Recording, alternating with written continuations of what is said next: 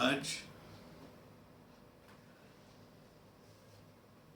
अपन किस बात पे, किस सब्जेक्ट पे, किस टॉपिक पे चर्चा करेंगे, इसकी चॉइस मैं आप लोग के हाथ में देता हूँ। एक है कि अपनी एक सीरीज चल रही है रूमेटिज्म, उसमें आगे एक इम्पॉर्टेंट ड्रग के बारे में बात करें रूमेटिज्म की। या फिर करीब 3 साल पहले मैंने एक लेक्चर लिया था, एक ही पार्ट बना उसका अभी, केस परसेप्शन इन होम्योपैथी। होम्योपैथी में केस को अपन किस किस तरीके से परसेप्ट कर सकते हैं, किस किस तरीके से परसीव कर सकते हैं।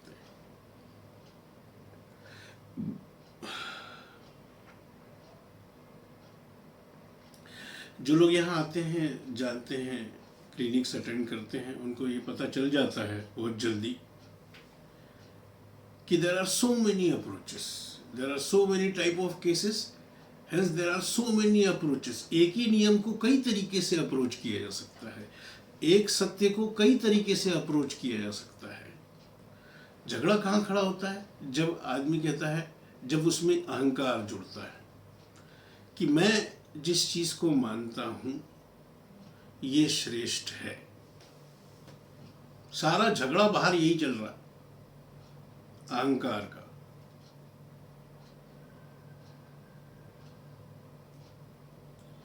ठीक यहां पे हो जाती समस्या शुरू। लेकिन सच्चाई क्या है? आप यहां क्लिनिक में जो देखते हैं कि जब आपको एक्सपीरियंस होता जाता है तो केसेस खुद ही बताता है कि मुझे कौन सी अप्रोच चाहिए। मुझे पैथोलॉजिकल अप्रोच चाहिए, मुझे बोरिक टाइप की अप्रोच चाहिए अगर केस ज़्यादा पैथोलॉजिकल है, इस टाइप का केस है, या मुझे क्लासिकल अप्रोच की ज़रूरत है। माइंड से मैं प्रवेश कर सकता हूं, इस केस में घुस सकता हूं, जनरल से मैं घुस सकता हूं इस केस में। कई तरीके आप देखते हैं कि कहां से आपका केस खुल जाएगा,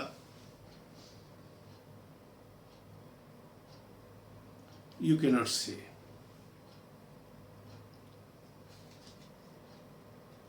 तो दूसरा अपन बात कर सकते हैं, इसी जो केस परसेप्शन पे अपन ने बात करी थी करीब 3 साल पहले, आगे एक और तरीका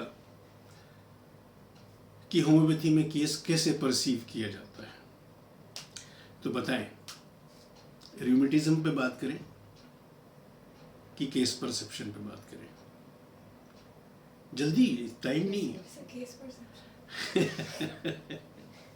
केस परसेप्शन पे, very good choice, very good choice. क्योंकि हमेशा ये पूछना कि कौन सी दवा दी, ये बहुत ही फिजूल वाहियात प्रश्न है, क्वेश्चन है। ये पूछना कि कैसे दी, how you have selected that remedy, जिसने ये क्योर का रिजल्ट दिया। ठीक। तो 3 साल पहले जब अपन ने केस परसेप्शन पे बात करी थी, तो अपन ने उस वक्त जो केस डिस्कस किए थे उसमें काफ़ी मेंटल सिम्टम्स भी थे, माइंड के थ्रू अप्रोच किए गए केसेस थे। अब आप ये देखेंगे, और मैंने हमेशा कहा है कि किसी भी मास्टर जो बड़े बड़े हुए हैं और खुद के केसेस को स्टडी करना एक बहुत ही इम्पोर्टेंट पहलू है होम्योपैथिक प्रैक्टिस का। उससे आपको एक आइडिया मिल पाता है कि इस क्योर्ड केस में सिलेक्शन के दौरान किन किन बातों पे ध्यान दिया गया, कैसे एसेंशियल टोटलिटी बनाई गई, किस तरीके से पोटेंसीज दी गई, किस तरीके से रिपीटिशंस किए गए।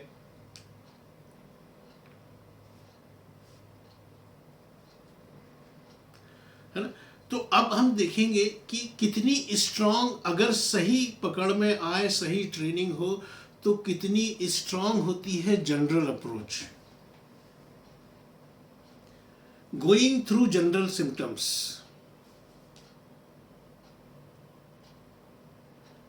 ठीक, तो इस आज के इस केस परसेप्शन के बारे में बात करने के लिए मैंने अपना एक केस निकाला है।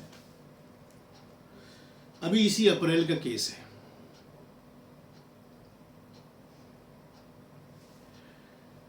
तीन अप्रैल को एक 19 साल के लड़के को, इंजीनियरिंग कॉलेज में पढ़ने वाले, उसके फादर लेके आए मेरे पास।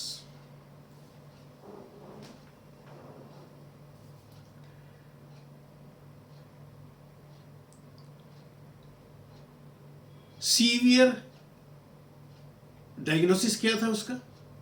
डायग्नोसिस था कि उसको सीवियर एलर्जिक अटैक्स आते थे। एलर्जिक अटैक एक जनरल टर्म है। क्या होता था उसको? यहां लिखा है हमने कि आमतौर पे ये अटैक्स, बिल्कुल पेशेंट के शब्दों में, पेशेंट क्या कहता है कि आमतौर पे जो ये अटैक्स हैं, ये आमतौर पे आफ्टर मिडनाइट 3-4 बजे या सुबह सुबह आते हैं। सबसे पहले गला खराब होता है, यानी कि गले में इन्फ्लेमेशन होता है, गले में दर्द होना चालू होता है। गला खराब का मतलब यही होता है, सोर थ्रोट, गले में दर्द हो रहा है, खराश हो रही है, म्यूकस बन रहा है, खकारना पड़ रहा है, दुनिया भर की चीजें। गला खराब, गला खराब हो जाता है, फिर वो इन्फ्लेमेशन इस स्तर पे पहुंचता है, वो क्या आगे क्या कहता है पेशेंट कि फिर निगलने में तकलीफ, कोई भी चीज निगलने में तकलीफ होने लग जाती है, फिर सरदर्द पकड़ता है, फिर सेम डे शाम को, जब भी ये अटैक आता है तो सेम डे शाम को बुखार आने लग जाता है, बुखार के साथ वीकनेस होने लग जाती है।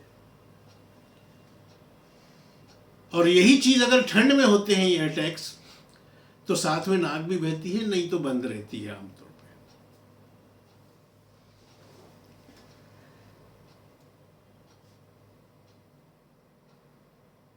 ठीक,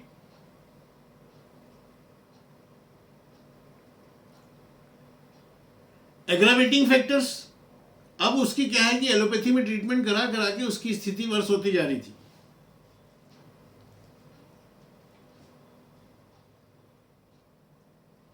एग्रावेटिंग फैक्टर उसके क्या थे कि एक ठंड के मौसम में,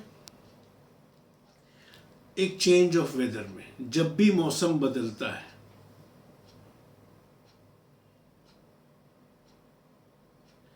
और and cold food and drinks, कुछ भी ठंडा खा या पी लिया, आइसक्रीम खा लिया, कोल्ड ड्रिंक पी लिया, ठंडा पानी पी लिया, फ्रिज में रखी हुई कोई चीज खा ली ठंडी ठंडी, तो ये भी उसके एग्रावेटिंग फैक्टर्स हैं। इनसे भी उनको दिक्कत होती है। ठीक, ये आया समस्या लेके, ये आया प्रॉब्लम लेके, और डायग्नोसिस, नोसोलॉजिकल डायग्नोसिस, एलोपैथी वालों की डायग्नोसिस क्या लेके आया? एलर्जी।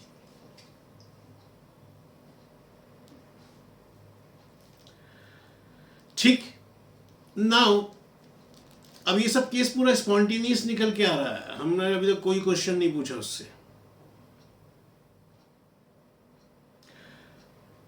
उसके फादर कहते हैं कि बचपन में जब ये छोटा था तो बार बार, यानी कि साल में करीबन 2-3 बार इसकी पसलियां चलती थी। और पसलियां किस में चलती? ब्रोंकाइटिस,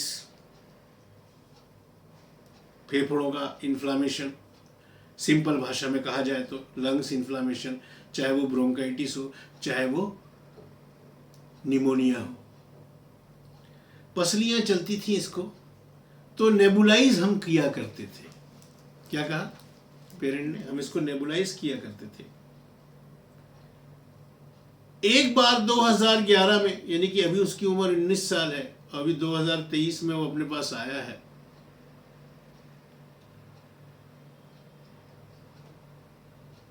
तो करीबन 12 साल पहले, यानी कि वो काफ़ी छोटा ही था, यानी कि जब वो 7 साल का होगा, 7 साल का, 2011 की हिस्ट्री थी कि 2011 में डायग्नोसिस, फिर एक बार कभी चले गए होंगे डॉक्टर के पास कि दिखाएं ये वो किसी सीरियसली, तो जब जांच वांच हुई तो राइट लोअर लोब में कंसोलिडेशन, मतलब कि निमोनिया। और क्या डायग्नोसिस था? With possibility of right diapleuritic pleuritis, दोनों तरफ की प्लूरा में सूजन दिख रही थी, तो डॉक्टर ने कहा कि ये प्लूराइटिस हो सकता है दोनों तरफ का साथ में। लंग्स का कंसोलिडेशन प्लस प्लूरा का इन्फ्लामेशन, ये डायग्नोस हुआ था। कहने लगे तब से इसको इनहेलर चालू है, नहीं तो नाक बंद रहती थी ना हमेशा यूजुअली, तब से उसको इनहेलर चालू है। जब भी ऐसा कुछ होता है, और डीएनएस भी डायग्नोस हुआ, डेविएटेड नेजल सिम्टम। ये थी हिस्ट्री।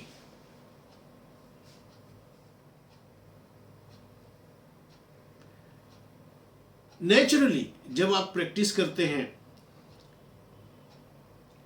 बार बार अपने आप को रिपीटेड एक्सपोजर देते हैं, अपना पेशेंस, परसीवरेंस और अपनी प्रेयर बनाए रखते हैं, और ईश्वर की आप पे, खुदा की आप पे मेहरबानी होती है, तो जब चीज़ सामने आती है तो अपने आप, जैसे जैसे आप मास्टर होते जाते हैं, अपने आप आपके अंदर से अप्रोच निकल के आती है। That should be also be spontaneous. वो फिर आपको करना नहीं पड़ता, फिर चीज़ें आपसे होती हैं। जब ऐसी कंडीशन आने लग जाए या पूर्ण रूप से आ जाए, तब आप मास्टर हो जाते हो किसी भी चीज़ के। Now the things are become effortless.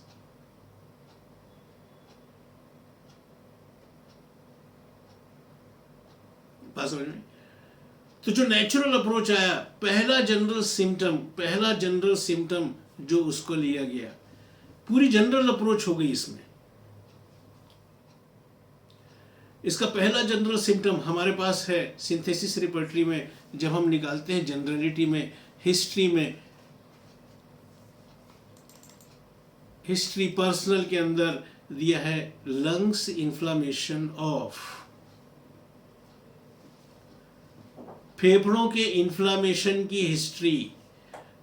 कभी भी देखो, ये हिस्ट्री इतनी इंपॉर्टेंट हो सकती है कि हो सकता है अभी आपके पास जब बड़ा हो गया पेशेंट तो अस्थमा लेके आया हो या कोई ऐसी बड़ी प्रॉब्लम लेके आया हो, लेकिन अगर बचपन की हिस्ट्री एक बार पूछना बहुत ज़रूरी होती है क्रॉनिक केसेस में, और पेशेंट खुद ही बता दे स्पॉन्टेनियस, तो ये तो इतनी ज़्यादा इंपॉर्टेंट हो जाती है कि जिसका कोई हिसाब किताब नहीं।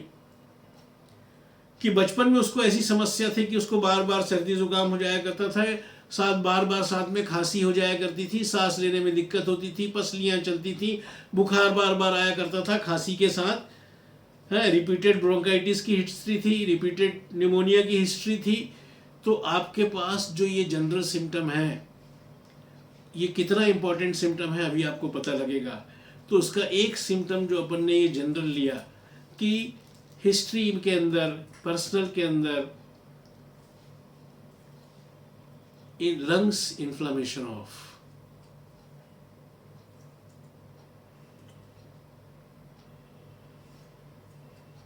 ठीक, एक चीज, एक जनरल सिम्टम।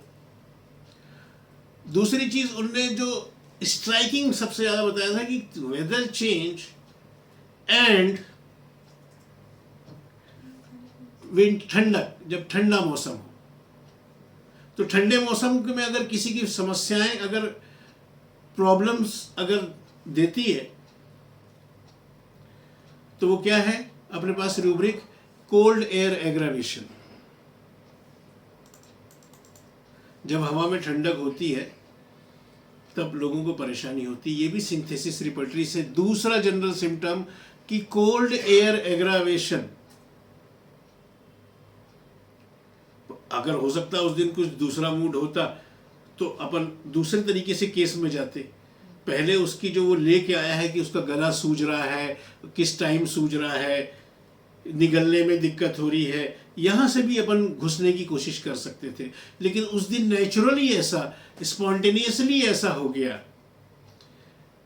कि जनरल्स इतने स्ट्रांग थे, इतने स्ट्राइकिंग थे कि दूसरी तरफ ध्यान गया ही नहीं। ऐसा हो जाता है आपके साथ, ऐसा होने लगता है।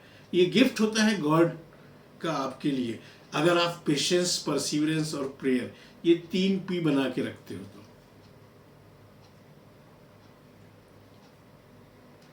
है दूसरा जनरल सिम्टम।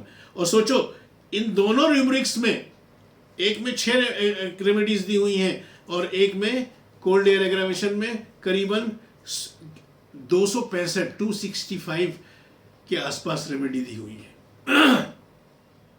अभी लेटेस्ट रिपोर्टरीज में ज्यादा ही होंगी, कम नहीं होंगी इससे, है ठीक। और दूसरा स्ट्रॉन्ग सिम्टम था वेदर चेंज ऑफ एग्रावेशन।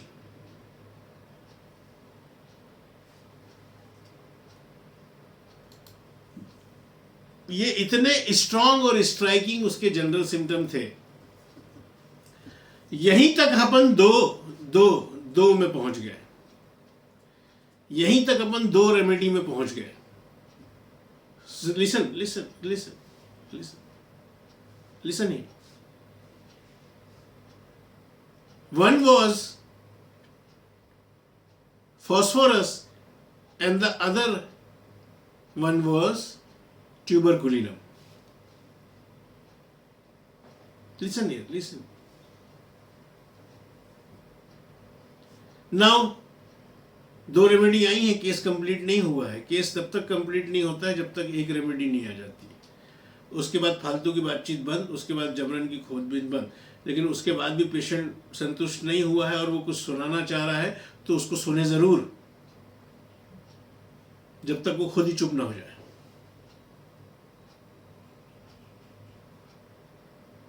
और इधर उधर की सब्जेक्ट के हद से बातें कर रहा है तो थोड़ी देर में उसको मोड़ दे के खत्म कर दें।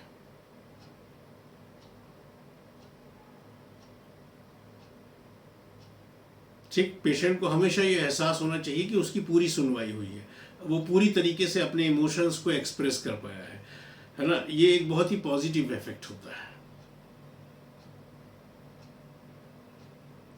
अब हमारे पास ये 2 रेमेडी खड़ी हुई हैं। नाउ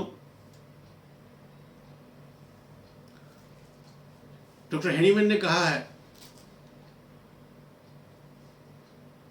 अपने ऑर्गेनन में, मैं पहले इसके बारे में लेक्चर भी ले चुका हूं, बल्कि काफी लेक्चर हुए इसके ऊपर, डिस्पोजिशंस के रूप में।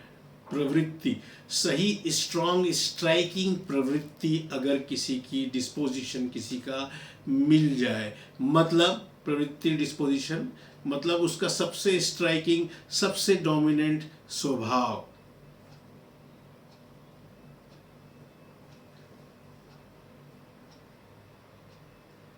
कौन सा डोमिनेंट स्वभाव जिससे वो जाना जाता है। ऐसा नहीं कि कोई छुपा हुआ खोजबीन कर रहे हैं।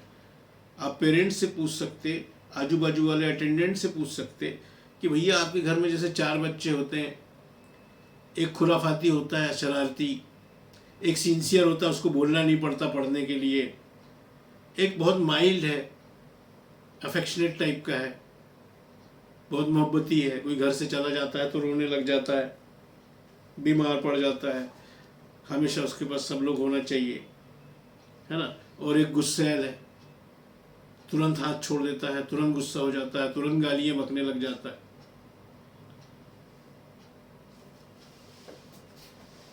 ये डिस्पोजिशन वेरी स्ट्रांग डिस्पोजिशन होता है।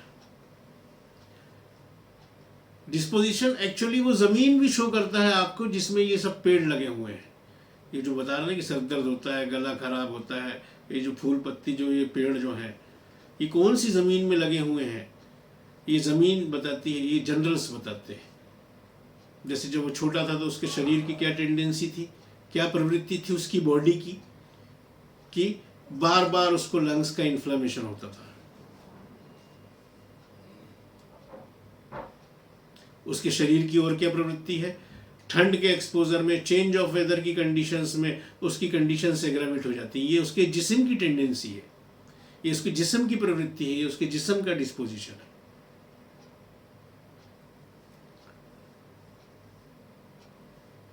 तो उसके फादर ने बताया ये बहुत रिजर्व टाइप का लड़का है, इसकी ज़्यादा दोस्ती यारी नहीं है, ये अपने अपने में ज़्यादा रहना पसंद करता है, ज़्यादा इसकी वो नहीं है, वेरी स्ट्रांग रिजर्व्ड पर्सन।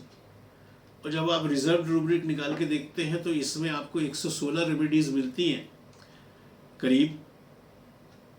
इसमें ट्यूबरकुलिनम तो है ही नहीं, इतनी सारी रेमेडीज में से 116 में सिर्फ 2 ही रेमेडी हैं जो फर्स्ट ग्रेड की हैं। सबसे ज़्यादा रिजर्व टाइप के लोग जो होते हैं वो है फॉस्फोरस एंड नाइट्रोम्यूर। See all are general symptoms, history personal, 4 symptom में इसका खेल हो गया, 4 सिम्टम में इसकी एसेंशियल टोटलिटी बनी। देखो अभी तक ने ना अपन ने इसके गले के बारे में बात करी, ये डॉक्टर केंट का तरीका है, फ्रॉम जनरल्स टू पर्टिकुलर। अगर एक रेमेडी नहीं आती तो अपन और नीचे आते ग्रेड के हिसाब से, इवेल्युएशन के हिसाब से। अब और कौन सा इंपॉर्टेंट सिम्टम है, अब यहां रिजर्व तक में भी आने में अगर 2-3 रेमेडी रहती तो फिर अपन और उतरते कि इसको जितनी भी ये दिक्कतें होती हैं अटैक के टाइम, इसमें सबसे स्ट्राइकिंग कौन सी होती है। अगर वो बोल देता निगलने में दिक्कत होती थी, फिर वहां खोदबीन कि भाई थूक निगलने में होती है, सॉलिड निगलने में होती है, लिक्विड निगलने में होती है, अगर ऐसा कुछ भी मिल जाए। और वहां तक भी नहीं पहुंचे तो फिर और नीचे उतरते हैं कि किस तरह का दर्द होता है। डॉक्टर साहब जैसा लगता है सुइयां चुभ रही या ऐसा कांटे गड़ने जैसा दर्द होता है, जलन होती है, ऐसा लगता है छिल गया है, कोई चीज वहां से छूती हुई गुजर रही, ऐसी ऐसी चीजें पेशेंट बोलते हैं। तो ऐसे जनरल से पर्टिकुलर उतरते हैं। ये है केंटेनियन होम्योपैथी, डॉक्टर केंट का तरीका। And Dr. Kent was, some doctor also says,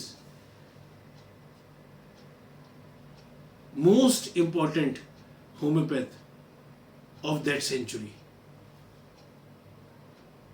जिस सेंचुरी में वो हुए थे उस सेंचुरी के most important homeopath doctor Kasim Chimthanawala sir बोलते हैं the Kent was the first homeopath जिन्होंने होम्योपैथी को ग्लैमर दिया था। सारे होम्योपैथ्स को उनका ऋणी होना चाहिए, उनका शुक्रगुजार होना चाहिए। बात समझ में? ठीक। तो अभी अपन ने सोचो ये 4 सिम्टम में सिलेक्शन हो गया जनरल्स में, अभी पर्टिकुलर्स तक तो अपन ने पहुंचे नहीं कि भैया उसको अटैक कैसे आते हैं। अब हमें ये सही है कि गलत, ये तो हमको हमारा रिजल्ट बताएगा।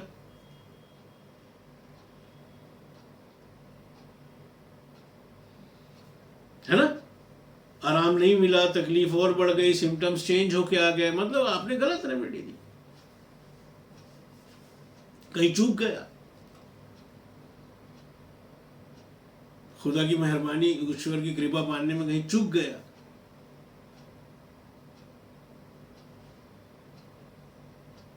ठीक। तो एसेंशियल टोटलिटी बनी इन 4 सिम्टम्स में, सब जनरल सिम्टम, सब ढेर से रेमेडी वाले सिम्टम्स की history of lungs inflammation, of change of weather aggravation, cold air aggravation and reserve.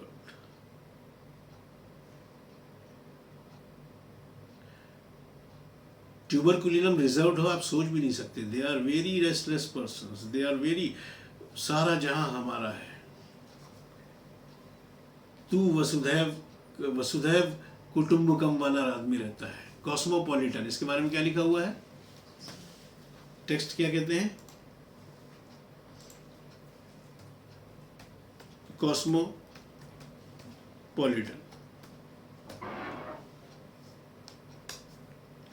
अच्छा अपना ये तो बंद है। ठीक। सो कॉस्मोपॉलिटन यानी कि पूरी फैलने वाला, पूरी दुनिया,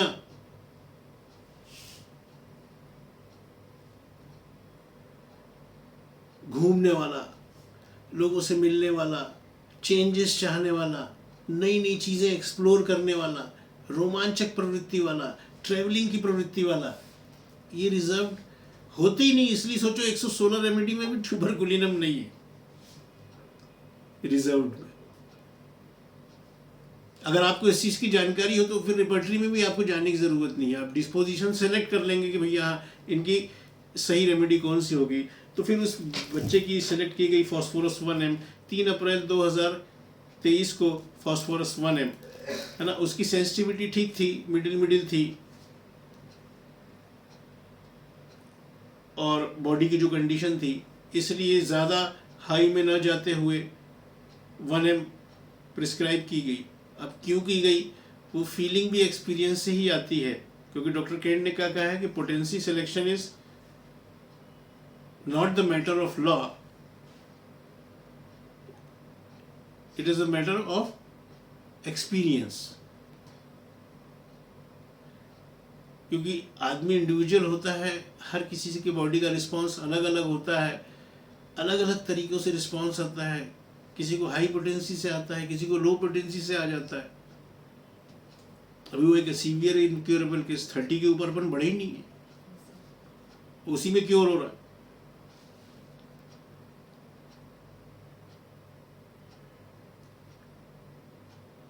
तो फास्फोरस 1M उसको प्रिस्क्राइब की गई।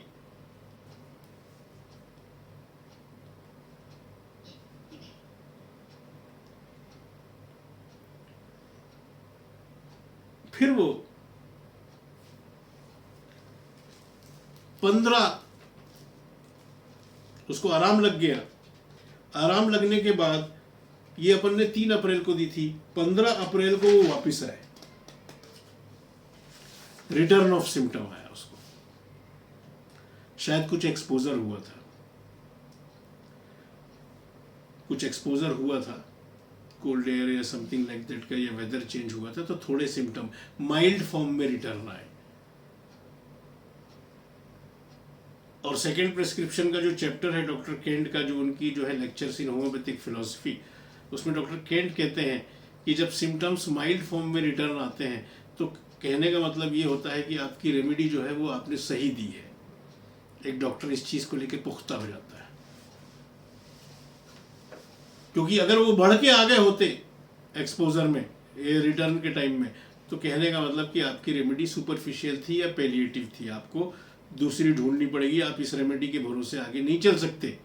मतलब एकदम क्लैरिटी रहनी चाहिए आपके दिमाग में ऑर्गेनन के हिसाब से कि हमको अब क्या करना है। ये समय के साथ, एक्सपीरियंस के साथ बढ़ती जाती है।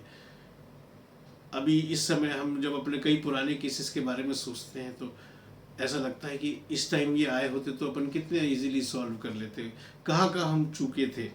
ये हमेशा से एक होम्योपैथ की स्टडी का विषय रहता है, हमेशा रहेगा, ये आपकी अंतिम सांस तक रहेगा, आखिरी सांस तक ये चीज़ रहेगी, ये ध्यान रखना। बिकॉज परफेक्शन की जब बात आती है तो परफेक्ट जो होना सिर्फ एक ही चीज़ का गुण है, और वो है खुदा का, वो ईश्वर का, संपूर्ण सिर्फ उसी के लिए प्रयोग किया जा सकता है, खुदा के लिए, ईश्वर के लिए, और किसी चीज़ के लिए प्रयोग नहीं किया जा सकता। सो ये जर्नी आपकी ऐसी रहने वाली है। तो जब रिटर्न ऑफ सिम्टम आए माइल्ड फॉर्म में तो उसको सेम फास्फोरस 1M का सिंगल डोज रिपीट किया गया।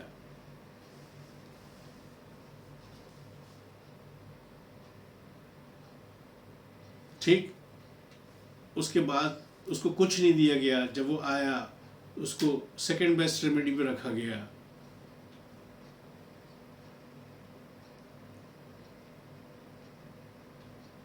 और 2 महीने कंप्लीट हो गए।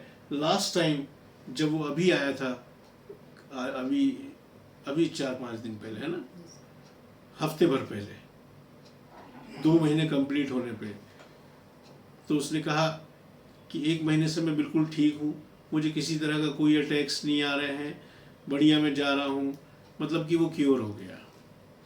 जब मैंने उसके फादर से बोला कि हो गया भाई, आपका बेटा ठीक हो गया, ट्रीटमेंट की ज़रूरत नहीं है, तो उसके फादर को यकीन नहीं हो रहा था कि ये 2 महीने में कैसे हो गया। ये तो सालों से इलाज करा रहे और स्थिति बिगड़ती जा रही, चीज़ें बढ़ बढ़ के आ रही, लेस इंपॉर्टेंट से मोर इम्पोर्टेंट ऑर्गन की तरफ चली जा रही है, सेंसिटिविटी और बढ़ती जा रही है कम होने की बजाय। अब तो ज़रा ज़रा से वेदर चेंज में दिक्कत हो रही है, अब तो ज़रा ज़रा से ठंडे हवा लग गई। हाँ, गर्मी के टाइम भी वो जा रहे हैं, सुबह के टाइम जब ठंडी हवा रहती है, बस से कॉलेज जा रहे हैं और सुबह की ठंडी हवा लग गई गर्मी के टाइम की, उससे उनको दिक्कत हो रही है। इतनी सेंसिटिविटी बढ़ रही है। सेंसिटिविटी बढ़ रही है मतलब डिजीज बढ़ रही है।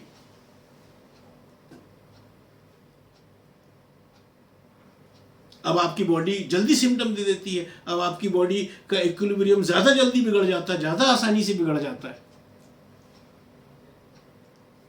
पहले बड़े वेदर चेंजेस में होता था, अब छोटे छोटे वेदर चेंजेस में हो जाता है। ठंडे कमरे से निकल के हल्के से बाहर गर्म कमरे में जाते हैं कि दर्द दर्द छींकने लग जाते हैं।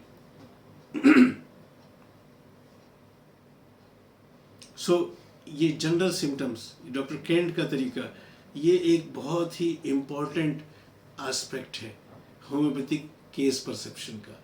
इस तरीके से भी केसेस परसीव किए जाते हैं। देखो यहाँ पे तो अभी अपन नीचे और पहुँचे ही नहीं कि भैया उसका गला कैसा खराब होता है, उसके सर दर्द, उसके अटैक्स की टाइमिंग आफ्टर मिडनाइट 3-4 बजे के आसपास आती है, ठीक। और अब वो लड़का क्योर हो गया 2 महीने। सी, और यही वो हमसे पूछ लेता कि कब तक ठीक होगा डॉक्टर साहब।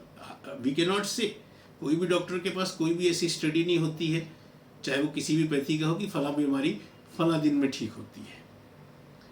हर किसी के अपने आसपास का भौतिक मानसिक वातावरण अलग होता है।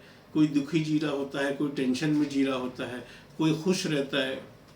उस हिसाब हर चीज़ों का इंसान के जिस्म में इफेक्ट पड़ता है, उसकी एज का पड़ता है, उसकी ससेप्टिबिलिटी कैसी है, वो बहुत ज़्यादा सेंसिटिव टाइप का है या बहुत ज़्यादा लठ टाइप का है कि ज़्यादा चीज़ों का असर नहीं होता, ब्लंट टाइप का।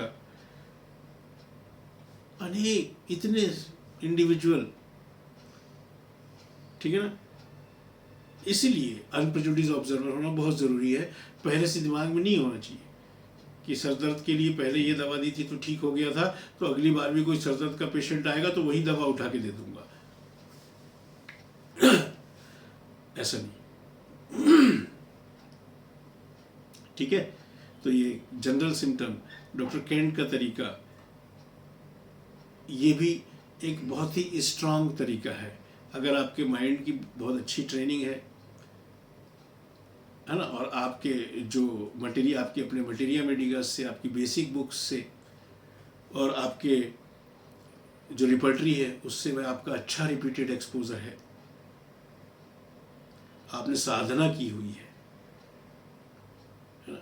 साधना, साधक और साधु बहुत फर्क होता है। साधक जो अभी साध रहा है, वो कंटिन्यूअस साध रहा है, बार बार वो फिसल जाता है, बार बार वो गिर जाता है, बार बार वो मन के वृत्तियों के लपेटे में आ जाता है, लेकिन फिर संभालता है अपने आप को। वो लगातार साध रहा है, बिल्कुल वैसी जैसे रस्सी में चलने वाला अपने आप को साधता है। और साधते साधते जब चीज सध जाती है तो फिर वो साधु हो जाता है। बात समझे? और ये हर चीज में है। तो रिपीटेड एक्सपोजर, इस तरह की चीज और इस तरह के लेक्चर्स को, है ना, ईश्वर खुदा सारा नॉलेज ऊपर वाले का है। जहां से भी अगर आप कहीं से भी आपको मिल जाएगा। हम लोग तो होम्योपैथी अपने पेशेंट्स से और अपने स्टूडेंट्स से ज़्यादा सीखी है बजाय किताबों से, ठीक। तो आज के लिए इतना काफ़ी है।